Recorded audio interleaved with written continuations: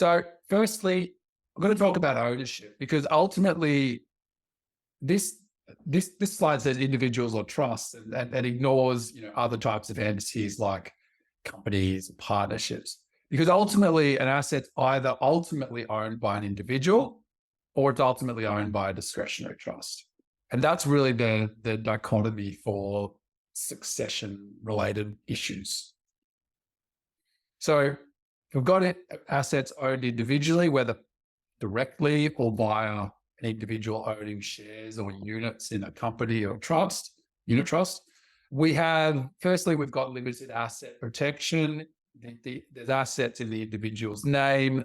That might be an issue for an individual who's a director, who's carrying on some other sort of risky activity, or it might be an issue for family law, or it could be an issue for an estate type claim where someone passes away and there's a challenge made to someone in the estate.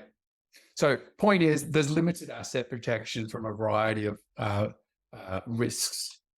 It's rigid from a tax perspective. You know, if the individual owns something, they're going to get assessed on it. It's not like a trust where you can choose, bit like a fire extinguisher, who gets the benefit, subject to pesky things like 100A. I've seen lending issues arise when there's a family and they want to borrow money from a bank to do some activity. It might be renovate property, conduct a property development, some sort of business lending. But lending issues can arise when the individuals are elderly. And I've seen a reluctance from banks to want to actually lend with individuals that are in their 80s, for example. So you can have lending issues arise where you've got ownership in the individual's names. What happens on death? Well, on death, the asset, whether it's shares, units, the direct property, will pass via a person's will, if they have one, and that'll pass to whoever they specify, individuals, testamentary trusts, whoever. There's a risk that disposition in the will may be challenged under what's called a testator family maintenance claim. That's the Victorian term for it. It's family provision claim in New South Wales, but it's basically a will dispute where someone who is within a class of relation to that deceased person makes a claim saying that they were not adequately provided for.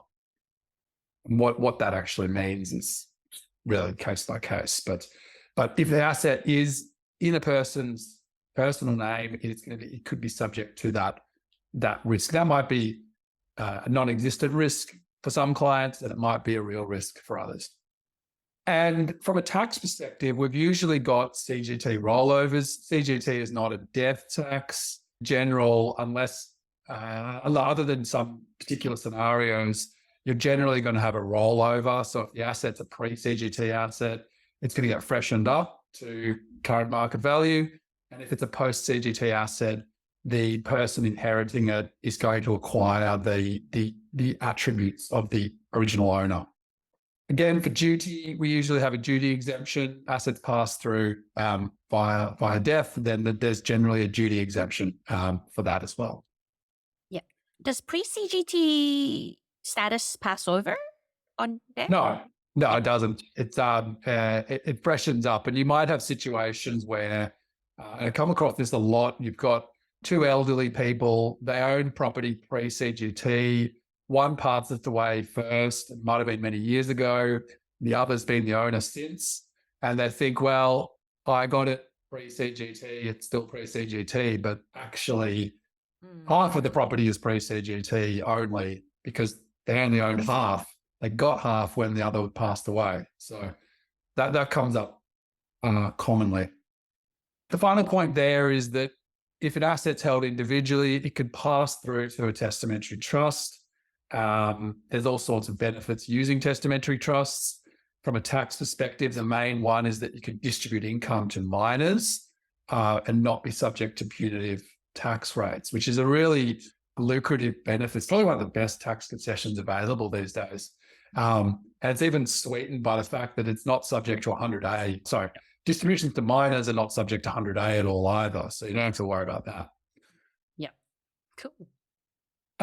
And then finally, we don't have any death taxes yet, but I sort of see now and again the idea gets raised, and if I was to make a bold prediction, I would say we will have some at some point.